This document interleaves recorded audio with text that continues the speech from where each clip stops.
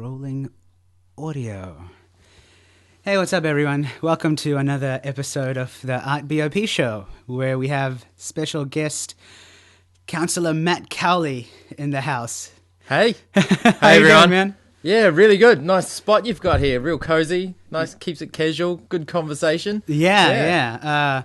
I think one of the musicians that we interviewed said it's a cyber space lounge. So now I'm Well put, yeah. So now I'm going to decorate it like that eventually, hopefully. Oh, yeah? It'll be great to see how it evolves, see Yeah. what happens, turn it into a bit of a Wayne's World type. Yeah, and just have conversations with cool people. Oh, cool. Yeah. Yeah. So, tell us what's been up recently with you, man. Yeah, well, like I said, we've just had a big week of budget setting, pretty much what council's going to do over the next 10 years and how we're going to fund it. Over the next 10 years. Over the next 10 years. So it's pretty much detailed for the first three and we forecast out. So it's we've been trying to balance around, some of the councillors got on around being very prudent with their money, and other councillors like me were saying, well, money's just a constraint, so we need to balance and make sure the city's progressing well and keeping the young people here, of course. Yeah. So, like, how does obviously I'm very, I guess, politically naive, for the lack of a better word. Yeah. So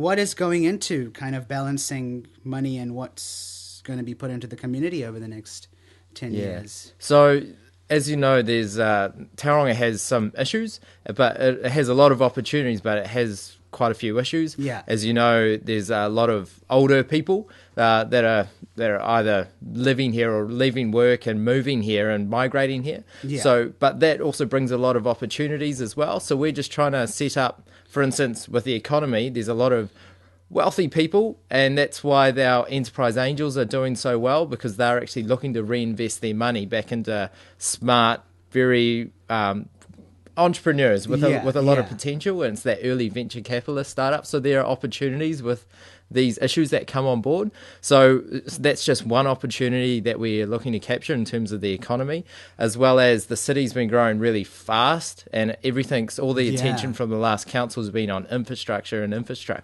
and we're trying to get the balance right and adjust it to say that there's a lot of community infrastructure that's needed as well, and that's, for instance, why we put in place the public arts policy. And we've recently on Tuesday, we've just set up a public art advisory panel. So they've made up of representatives throughout the community. They put their names forward, and they're going to advise us if we receive a public art proposal. They're going to advise us which one is probably preferred, and that we should get in behind and support. Right. So if any artists out there wanted to submit a proposal, is the process outlined anywhere, or like, could you give us a brief? So we're the panel's made up of artists as well as a few community representatives. So we're hoping that they will help advise us around the easiest way, being artists themselves, the easiest way that they can put their ideas in front of the panel, so that the panel can say, well, this is a really good idea. How can we help the artist to turn into a reality?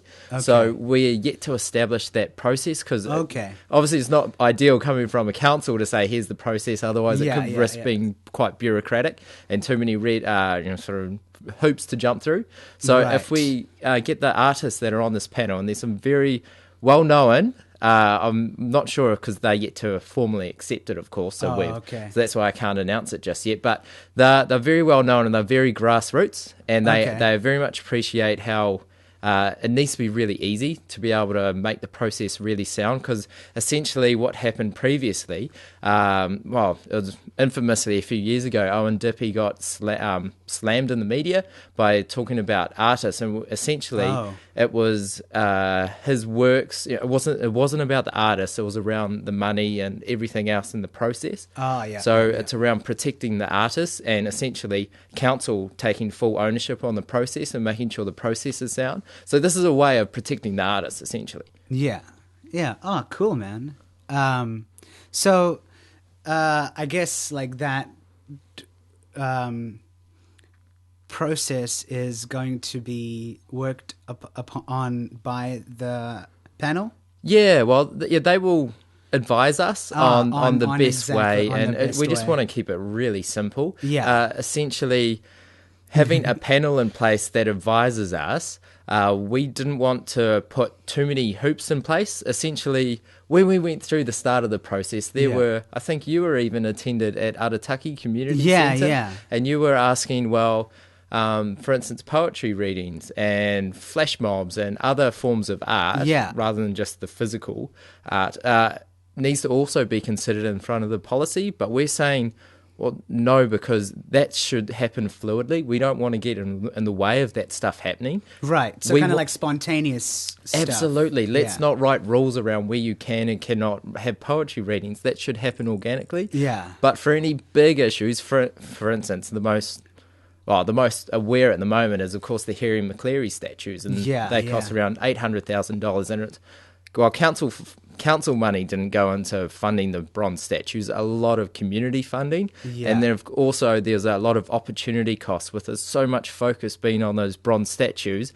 other artists were, opportunity costs for other projects to start up. The focus was on the bronze statues. So before we get into the bronze statues or the discussion, we just need to make sure that there's genuine buy-in from the community, that it's going to at least enhance the space that it's in. Yeah. But not put any hoops in the way for any flash mobs or poetry readings or anything really small. Having some projectors or sort of film nights projected on the buildings. Those low-impact, small duration public artworks should be able to happen without council getting in the way. Yeah. Oh, wow. Yeah, that's cool, man. So, but you have obviously an emphasis on the youth, and like the young people, and that's cool, man. Because as you said, there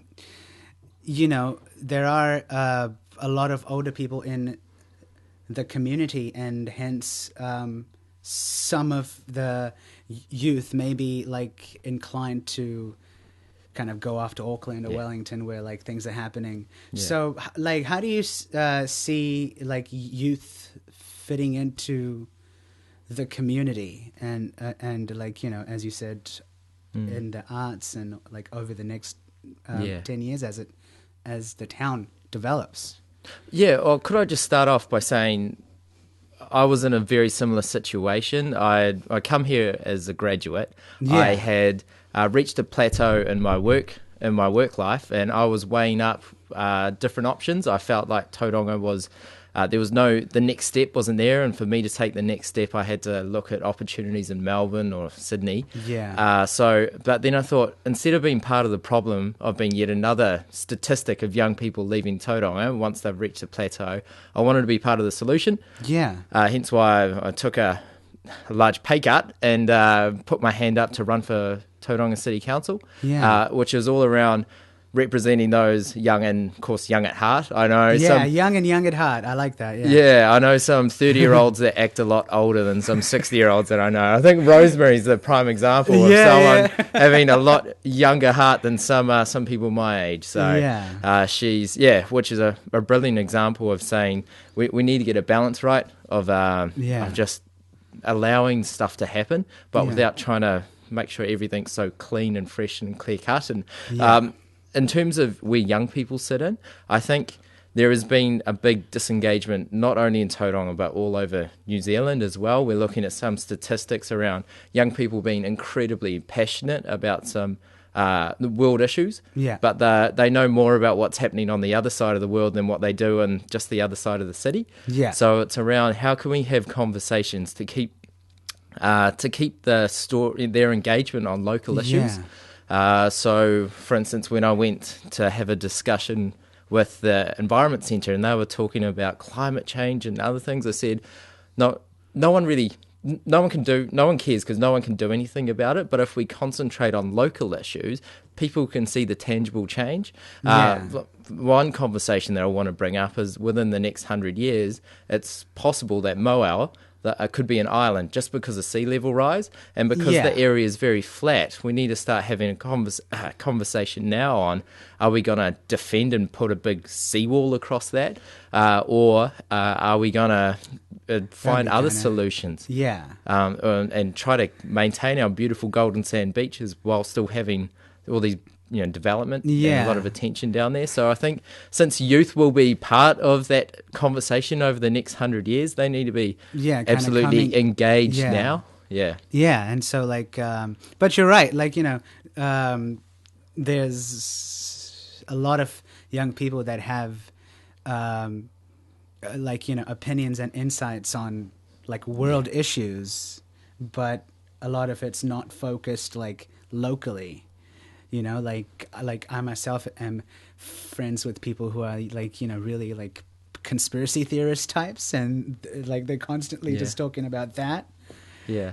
But like I think it's I think that it is important for like young people to at least be aware of what's going on locally in their community, and see how they can engage over the next as this city develops. Yeah, absolutely. One example is when a local issue, a whole bunch of surfers were petrified with prime surf spots, particularly in the Coromandel, with these surf spots just being demolished or ruined because of so much development that was happening either in the harbour or upstream, and that was bringing all the soil down and killing all these beautiful breaks. Okay. So they saw a problem. They knew the councils and government were part of the solution in terms of saying, look, we need to consider environmental impacts of development. So they, on their own initiative, did a beautiful job at lobbying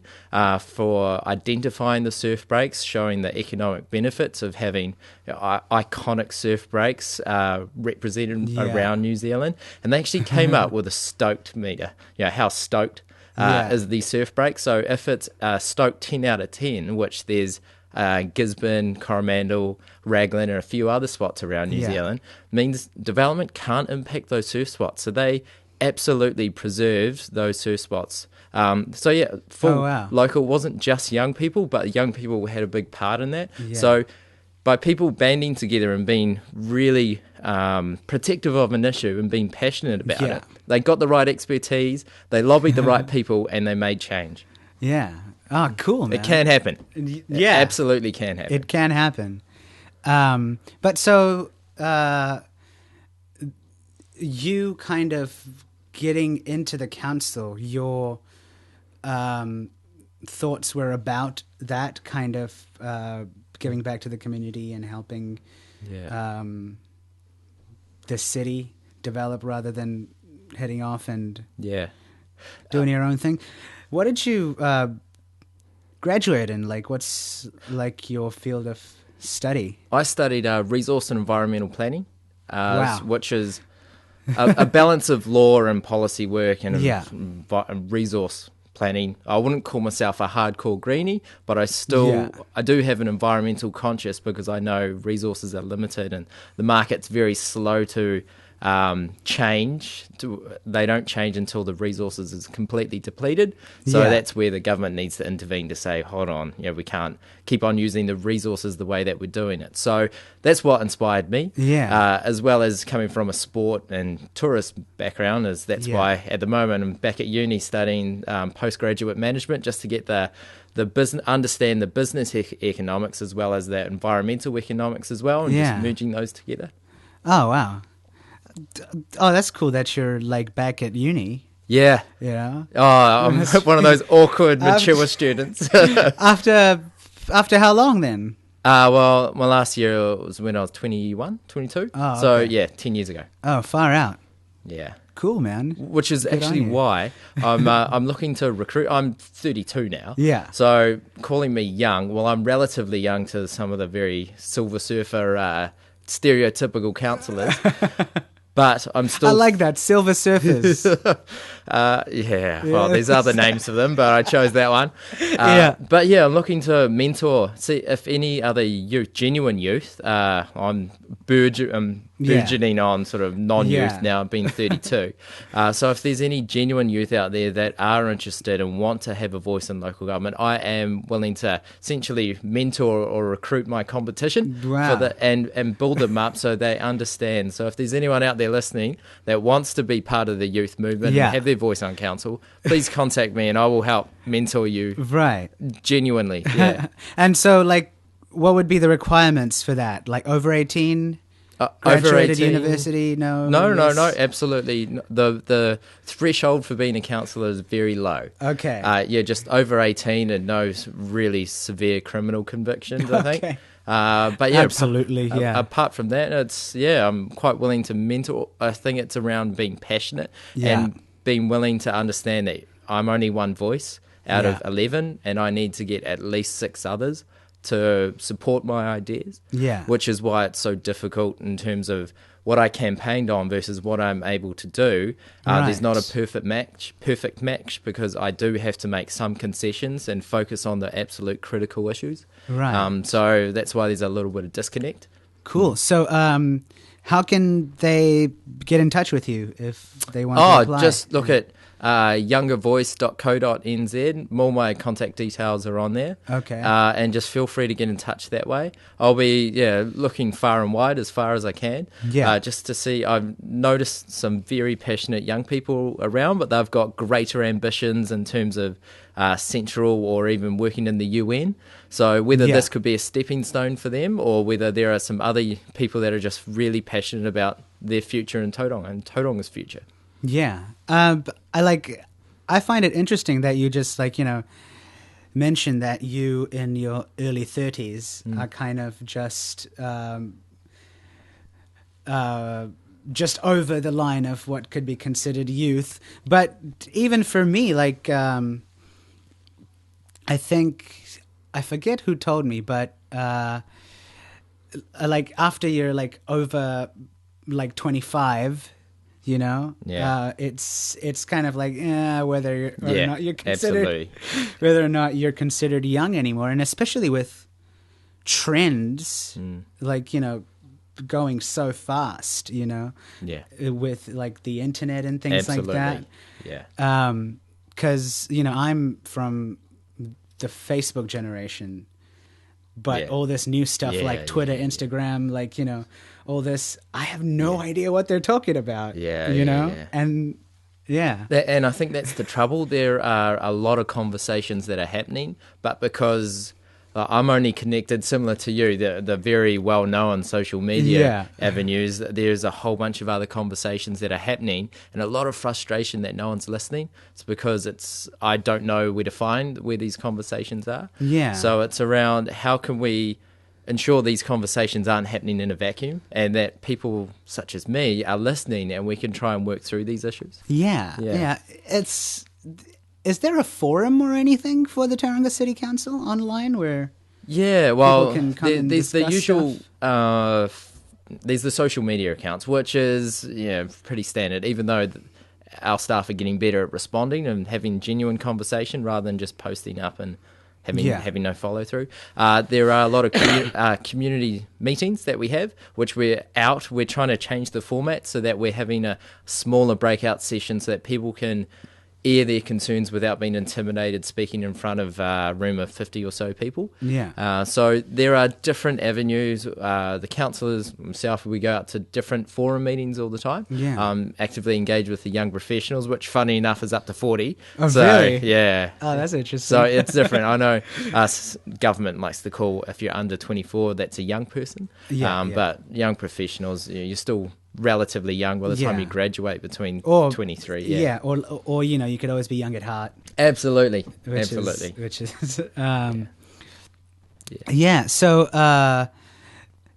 that's kind of interesting because I was wondering if there's a way to kind of have the digital be a part of the process. Absolutely. And that's been really critical. It was really good. No one debated the digital strategy as it went through.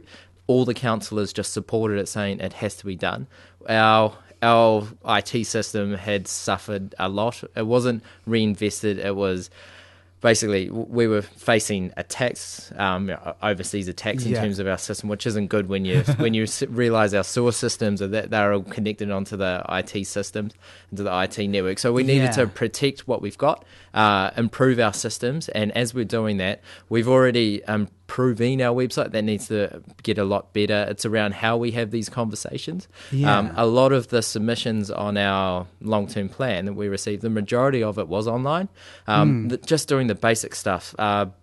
18 months ago, we were still sending out postal bills and everything by the post. That's dramatically changed over the 18 months. It's just really quick wins. We're trying to have online conversations.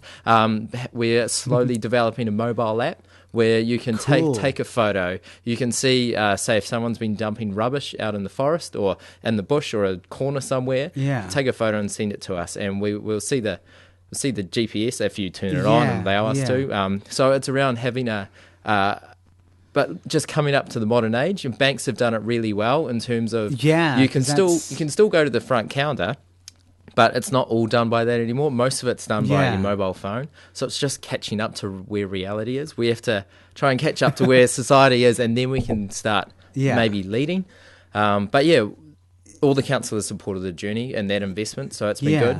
That might not come through for another year or so, but hopefully. Obviously, Oh, that's cool, man. Yeah, because that's like a big part of where a lot of like social interaction happens. Absolutely. You know? So like it would be cool to have that kind of digital avenue to be a part of the council. Yeah. You know, because so it's called the digital strategy? Yeah, loosely. At the moment, we're still trying to make sure we got the platforms right. And one great initiative has been there's some very smart, intelligent people. They don't want to have a conversation around some issues. They actually want to fix stuff. And we can give them our data sets. For instance, we've got a whole bunch of public, it's called actually Government Hack, where all these different data sets can be just put out, and different people can match them together to see if there are any relationships.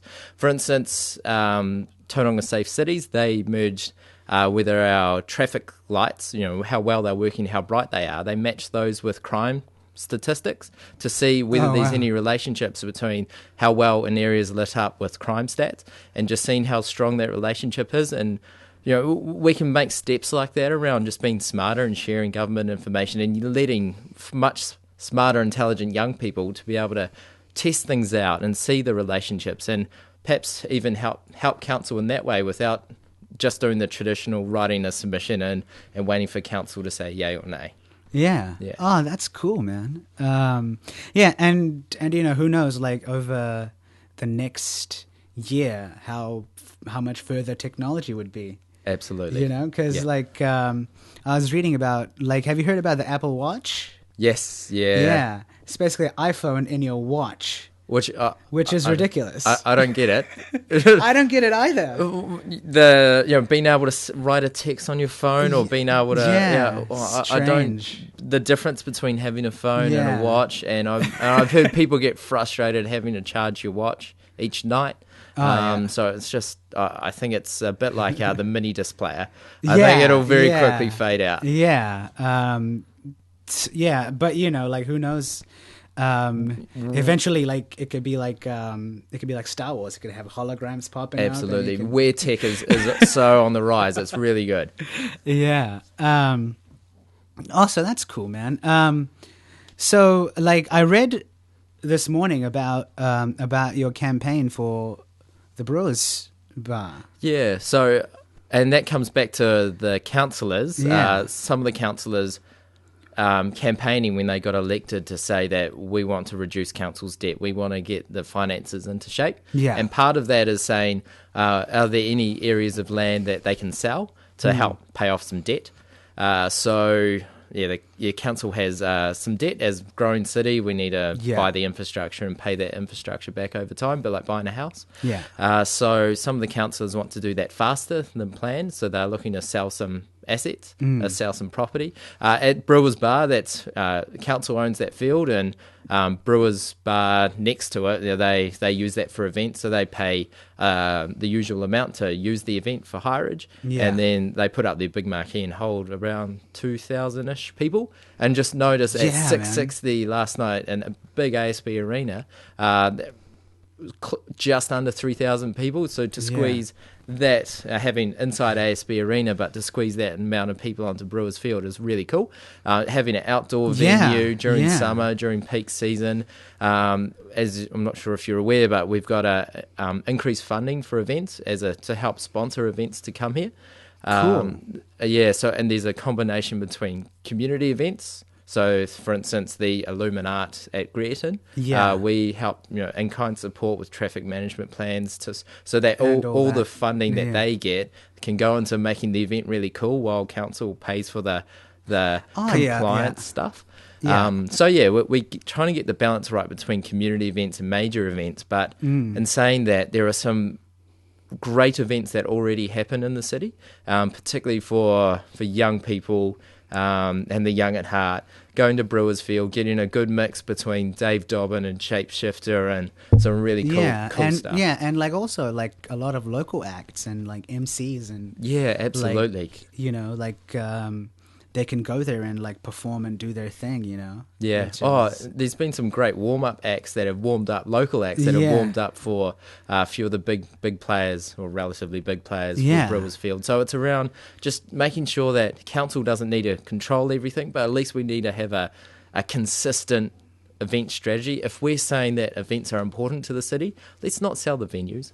Particularly for Brewers Field. So that's all I'm saying, is that hopefully we can make a compromise with the other councillors, because like I said before, I have to get at least 6 of them on board with me. So if we can have a vocal voice, or the community that has a vocal voice to say, no, we need Soper's Reserve, because it's not just Brewers Bar, but other facilities can use that too, as an events venue, being in an industrial zone. The neighbours get free music, and for those of them that don't like the free music, at least it shuts down by 10 o'clock, and people can there go either into town or into the Mount to carry on. Yeah. So it's a perfect spot. Yeah. Well, that's my perspective. Yeah, anyway. No, absolutely, man. And since like I only came back from the States in 2013, but since then there have been some cool events happening there. Yeah. It's like, especially like musically, some like hip hop stuff. Yeah. A good mix. Yeah. Absolutely. Yeah. And absolutely. I think it's a great space that we have, and it shouldn't be messed with too much, Yeah. And you're right, with like the summer, like where's all this rush coming into the Mount, and they want to hang out and go to events, and that's I hate to bring up the past, but back in 2001 when there were some riots that happened along Mount Maunganui, a lot of that was bored minds. Bored out of boredom, they're searching for something to do. So at least having activities, which is why we're still keeping the New Year's Eve festival down in the Mount, and not having age restrictions on that. If we wanted to sell it give that event to a private person, they would lock it up, sell tickets and sell alcohol. So therefore we would have age restrictions on it. So we would have bored teens around Mount Maunganui looking for trouble. So if we think if the council continues to run that event, we can keep those potentially bored minds looking for trouble. We can at least keep them engaged. And I think the same example was for Brewers Field, is that it's just keeping a really captive audience, which is good, and they're spending money, they're staying at hotels, at Batches and everywhere else. Keep them engaged and have something on during that peak season. Yeah, man, absolutely. Very cool. So, in terms of, I guess, just going into some more like personal stuff now, what kind of music are you listening to nowadays? Local stuff, international stuff, like no, I'm electronic, or I'm a bit of a slave to whatever's played on George FM. That's about the most alternative that I get. In terms of I'm into my electronic stuff. Reasonably sort of deep house type chill Yeah, music. Yeah. yeah. No, I'm depends which mood I'm in.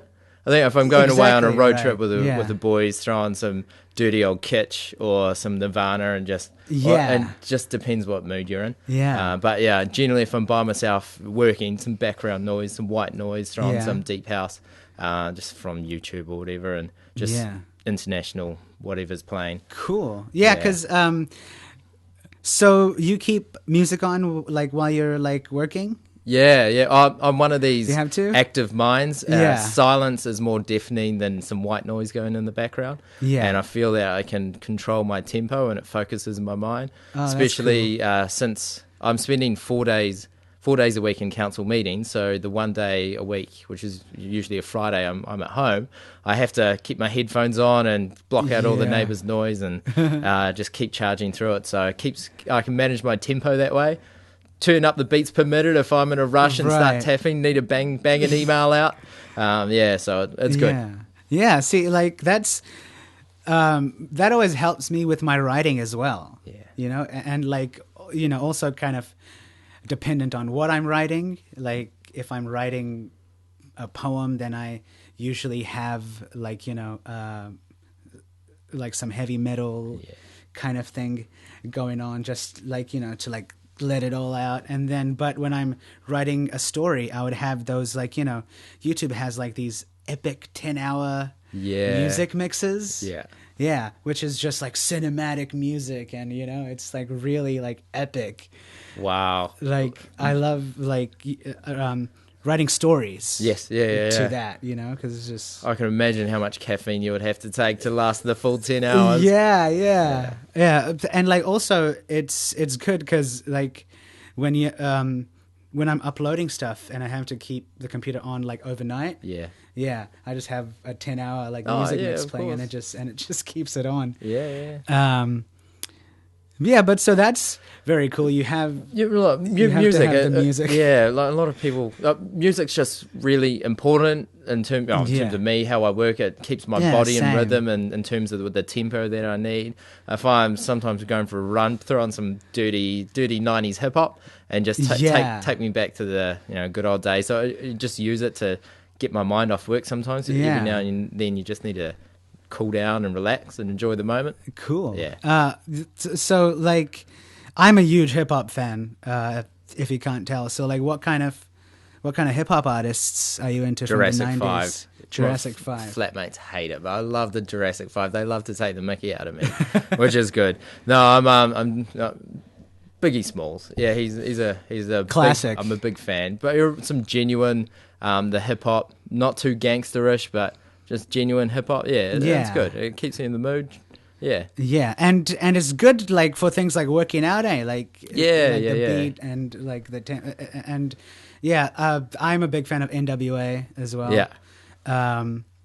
Which have a biopic coming out about them. Oh really? Yeah. Oh, there is too. Yeah, straight out of Compton. Ice Cube's changed a bit, hasn't he? Totally. Yeah. The same with Dr. Dre. He's hip hop's first billionaire because he sold Beats headphones to Apple. That's right. That's right. Yeah, it's so interesting, like how they changed, because they were the world's most dangerous group. Basically, but now. Up there with, I suppose, with the Sex Pistols as well and a few others. Sex Pistols was like another rock and roll, but it seems that like hip hop was kind of like for the subject matter. Just more controversial. It was, far more territorial as well. Like the whole gangster mentality and like East versus West, which I never really got. I never really got either. There was good and bads on both sides, so maybe I'm just sitting in the middle on too much stuff. Yeah, but like it's kind of interesting how much that influenced, at least what I've heard of New Zealand hip hop. Where it's like it's like for me, like it's that mixed with like kind of reggae vibes. Absolutely. So in terms of what do you think local artists need in terms of breaking into similar markets? Because I think it's quite complementary, but it's quite unique, the New Zealand style. And what do you believe is the biggest stumbling block for local artists, New Zealand local, to get and break into those bigger markets overseas? Well, that's like a $1 billion question. yeah, man. Because the thing is that even that industry has changed so much. You know, it kind of has to do with luck as well. Yeah. Because of like the social media and everything like blowing up. Like you could put a video out on YouTube and someone, you know, some suit could see it and just be like him. Yeah. You know, like he's going to be the next big thing or she's going to be the next big thing. Which is one way. And then like the other is like, you know, going like the traditional route of just doing gigs and putting out records and trying to like get around, basically get buzz. But what I know of like local artists like here in Tauranga is that there's a lot of cool stuff that they've put out online.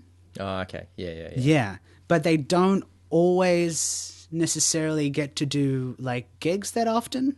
Yeah. You know, which is cool. Like, but so with like venues popping up, like the Maua Performing Arts Centre and Brewers, obviously, and down at the Historic Village, you know, the Incubator, and like hopefully these venues are going to give opportunities for these really cool out there kind of artists to do their thing live. Because I know at the Arataki Community Centre we were looking at least having a semi producers type level sound station there, just to help, you know, give the combination of stuff to keep young people engaged, because it's not an all-weather venue being at Arataki, and sometimes it's good to be inside and use your creative side. So I suppose as a council's point of view, we're trying to seek that balance, and this is the reason why I'd love to keep on engaging with you and the listeners around what can council do to at least remove some of the barriers.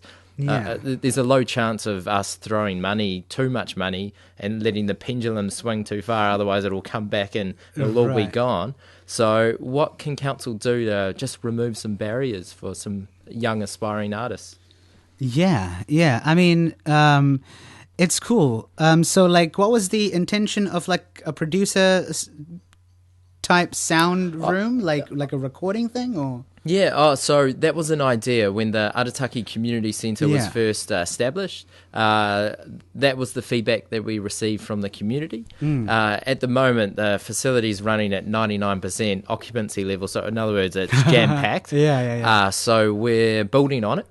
But we're also...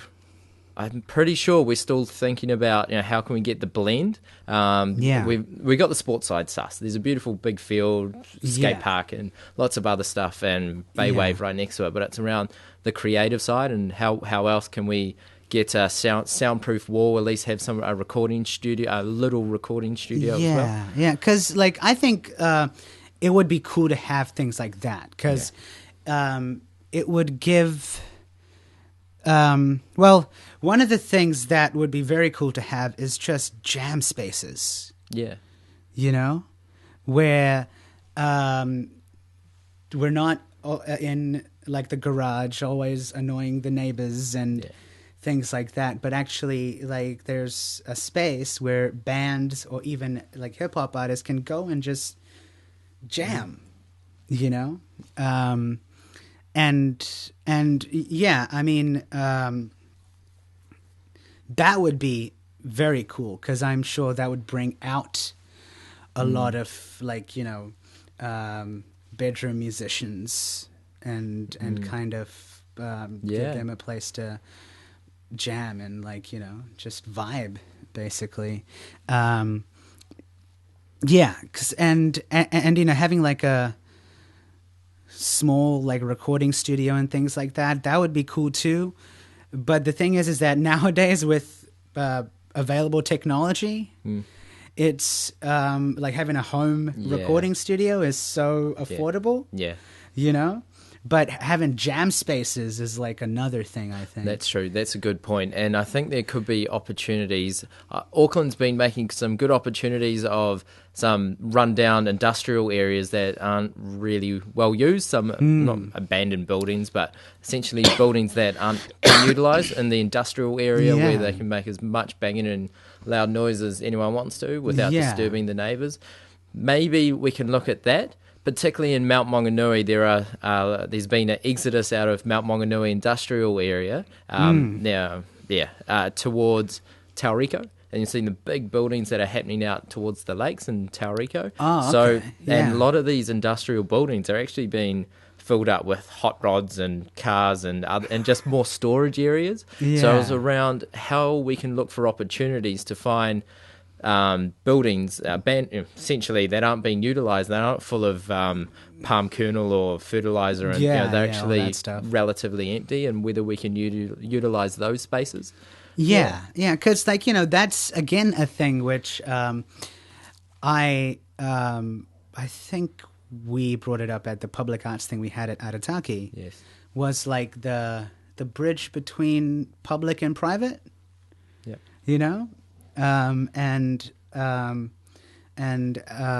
Yeah, like how that bridge can be like built basically, so that there's at least lines of communication for artists to and like awareness of like, oh, what's private, what can we do here, and what's public, what we could do here.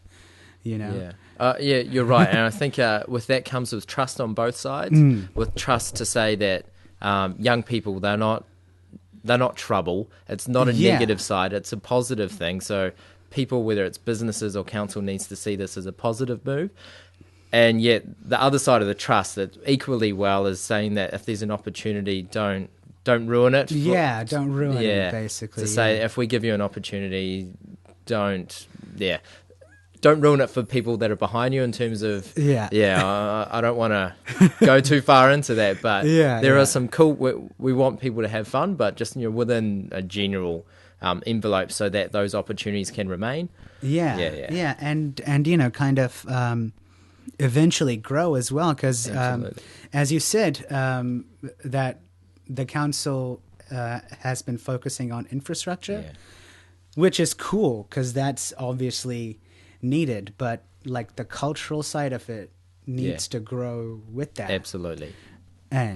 Completely agree. And a lot of people are screaming out saying that there's the jobs, they aren't here. So that's been, a lot of the infrastructure has been opening up industrial land and commercial land to make sure that jobs are becoming available or online. But that's where I agree in terms of us making sure that with our small investment in arts and culture is that it's a win situation. And from my perspective, we need to start looking how other cities are doing more than just, say, art in an art gallery, and being able to widen the scope in terms of arts and culture, and how that can help keep young people here, which is a big issue around having an ageing population but not having a young employment workforce that can service that ageing population. So it's not just around us being a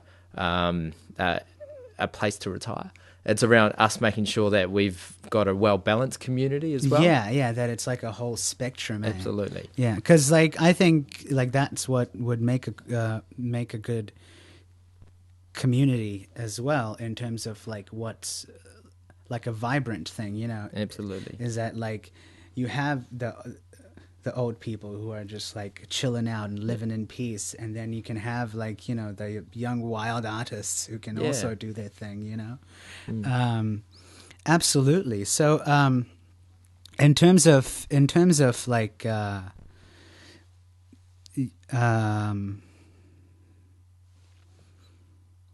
I forgot what I was going to ask. I think I was going to ask something about graffiti art. Oh, yes. Yeah. Yeah. Because, like, how has that been less of a problem with like tagging and graffiti and things like that? Like, would all those opportunities be available through the public arts policy? Yeah, so I think there's a clear distinction between vandalism and graffiti art. Yes. Yeah, which is agreed. Yeah. There's just bad Difference between like tagging and absolutely. actual art. And I think especially with the presence and what's happening in the CBD with some graffiti art popping up and around, just and seeing that it can be it's cheap, it can be easily painted over, but it's really good in terms of short term. And a lot of the paintings or the murals that have been put on, they can change and evolve over time. Which is, I think, one of the best bits about graffiti art is that it can continue to evolve. Yeah. So it's around the city identifying spaces where places can evolve. And it's something that when people explore, they stumble across these cool, funky, and just get people thinking. Yeah. And I see in Mount Maunganui, there's been lots of walls where the private sector has said, look, it just needs something. And they've opened up their opportunities to say, people come and paint work. So I think it's been good. We're starting to get more mature. And that some of these spots are actually quite key landscape features now. In the CBD, whether it's towards Greerton or even in Mount Maunganui, particularly in the industrial areas. I think it's starting to happen, and which I just want to make sure that people are happy in terms of the artists are getting an equal opportunity when these opportunities come up. So it's not just all on one artist. Absolutely, man. Because in and around the Mount kind of CBD, like private, like sectors have kind of given a way for cool graffiti art to be there. Oh yeah, that's what I wanted to ask you. Are you a movie fan? You go to the movies a lot or watch online? Oh yeah, well we just got Netflix. We cancelled Sky and got Netflix. So that's going to change the way we watch. But I don't generally have a lot of time for movies. Right. But yeah, when I do, it has to be a reasonably good one. So I'm not one to go see the movie as soon as it comes out. I'm quite happy to wait to see. What are people thinking? Are they saying it's a dud? If it's a dud, I'll just walk out. Yeah. So I'd much rather say if people think it's good, I'll go look at it. The last movie I watched was Mad Max, and that was badass. It was really cool. The way that they've kept, I thought it was going to be a bit Americanized, but no, they kept to the same weirdness as the original Aussie series. Yeah. I thought it was brilliant. Yeah, it was so good. I reviewed it for ARTbop. It was I will definitely watch that and buy it again. Just to study the how complex the action sequences were. Oh yeah. A lot of that stuff was going over my head because I was like, oh my god, there's a lot happening. So I want to kind of get it and watch it and just be like, oh, so that's what he did, it was very cool. Because the reason I ask is what's your take on the New Zealand film industry?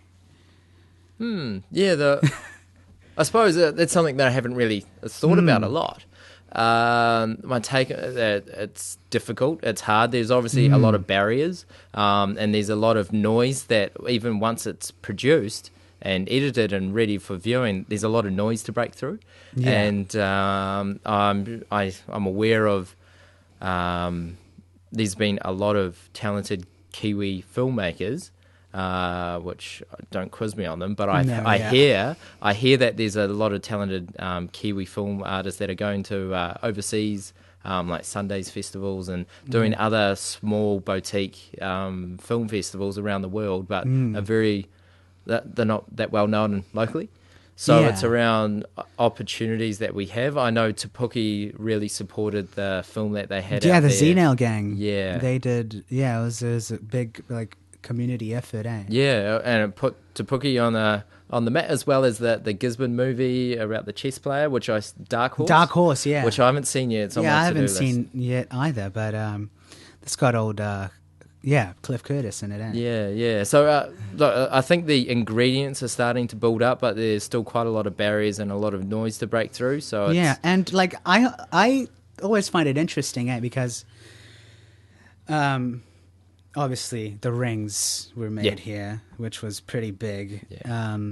But it's a lot of kind of Hollywood money, which is going towards filming here. Yeah. And, like with things like the Power Rangers TV show, that's been shot in Auckland for ages. That's right. But, and you would be surprised, or maybe not so much, that a bunch of Bollywood films were shot here. Oh, really? Yeah. Oh, that's a whole dark economy. I wouldn't say dark, is. but a separate economy that most people just aren't familiar with. No, It's huge. Yeah. Huge in India. But the kind of reason why I asked about it is because like I'm like involved with a bunch of local filmmakers. Okay. Yeah. And things like that.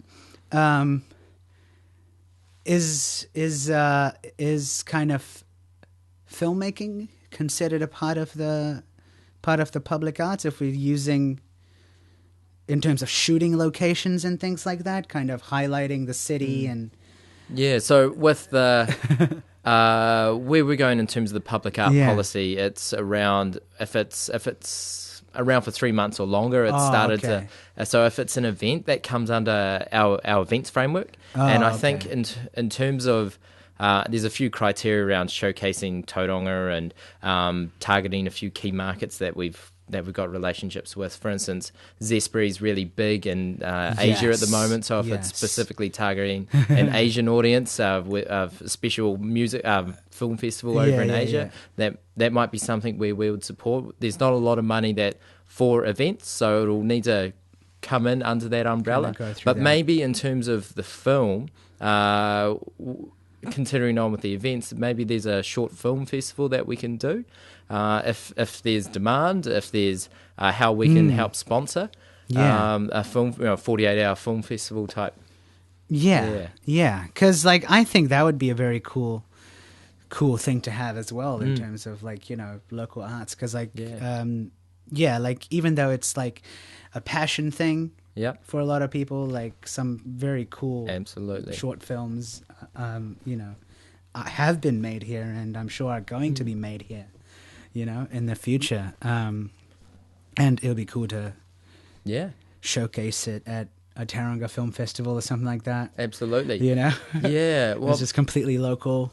It's a lot of these things start by having really passionate people, and with council being the followers, a strong follower, rather than picking winners on which media, which types of art genre we're going to support. A lot of our role is supporting people, passionate people that are throwing in resources, that are working hard, that are got a good balance between their own money, other private funds possibly, as well as what council can do to support.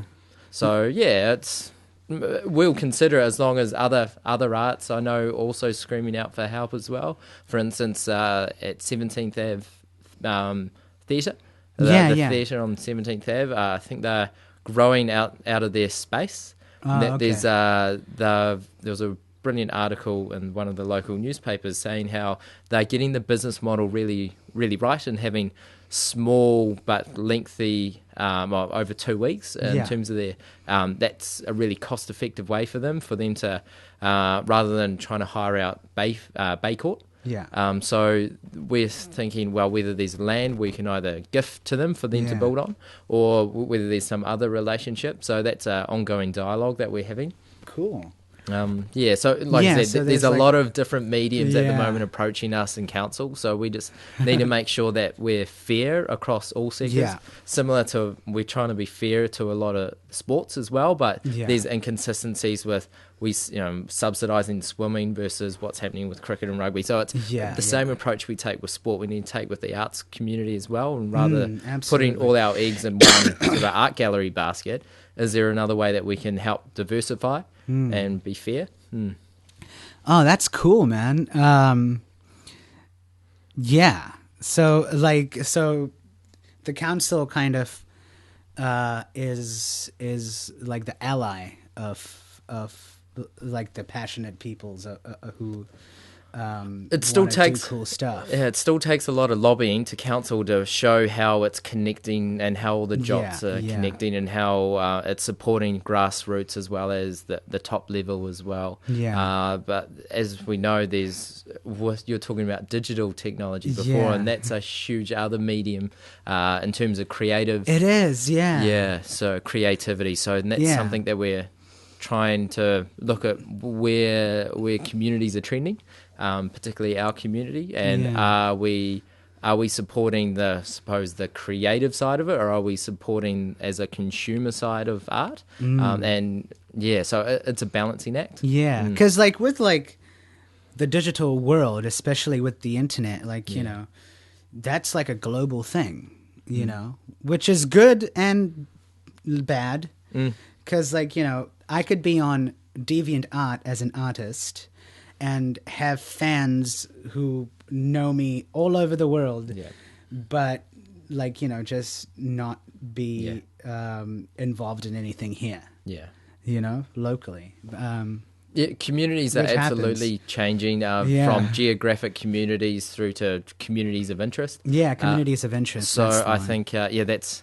It is a risk in terms of disengaging with your local community, in terms of being able to support and have mentors and help bring up. Because the worst thing that happens is when people have an opportunity and they pull up the ladder from behind them once they're up. It's around how can we help, and generally the community as a whole help everyone and bring up in terms of having a supporting role as well as focusing in on your own ambitions.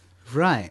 Yeah, so I guess that kind of brings us full circle, because you want to help mentor youngsters who might be interested in policies and kind of government things. Yeah. So exactly. I've been trying to work on the integrity of young people, to say that not everyone wants to spend. There is some intelligence behind where young people want to invest, and they understand trade-offs, and they also understand the bigger picture. So it's around, I've been trying to build faith and build integrity so that the next youngster can come along and build on that, and hopefully they will do the same. And with what they've been able to add on to what I've been able to achieve, hopefully they can do a similar mentorship and help put a ladder down for another young person to carry on the mantle. Right. Oh, so that's great, man. So if you want to be mentored by Matt Cowley, reach out and see how you can help the local community. Absolutely. Right. And represent your generation. Yeah. Represent. The main thing is represent people. And we're here representing ARTbop and ARTbopSHOW, and we want to thank Matt Cowley. It was a great conversation, man. It was a brilliant dialogue, and I hope you come back soon to see how well we've been going. Yeah, absolutely. So is there anything else you'd like to say, any plugs you'd like to make, things coming up, what you're going to be involved with up until the end of the year? Well, we are reviewing what's our role in arts and culture coming up, and that's getting the balance right between the traditional art forms, how much resources goes to the art gallery, places, institutions like Creative Tauranga, what can we do at the grassroots level. Previous council made a strategy which included absolutely everything, including a hotel in the CBD for some reason in the art strategy, which raised my eyebrows. So they clearly promised everything, but didn't back it up in terms of any money. So I suppose we're trying to have a genuine conversation, and a difficult conversation, to make trade-offs at the front. So at least when we do say yes, we back it up with money. Yeah. So that's where we're heading over the next six months. Yeah. Oh, cool, man. And obviously, as you said, over the next 10 years, the plan is just kind of keep developing, evolving, having the dialogue and communication and all that, and just like we did here, which has been perfect. Yeah, it was a great. I got a lot of value out of it. So yeah, thank you. Me too, man. So thank you very much, and we'll catch you next time, ladies and gentlemen. Thanks. Peace out.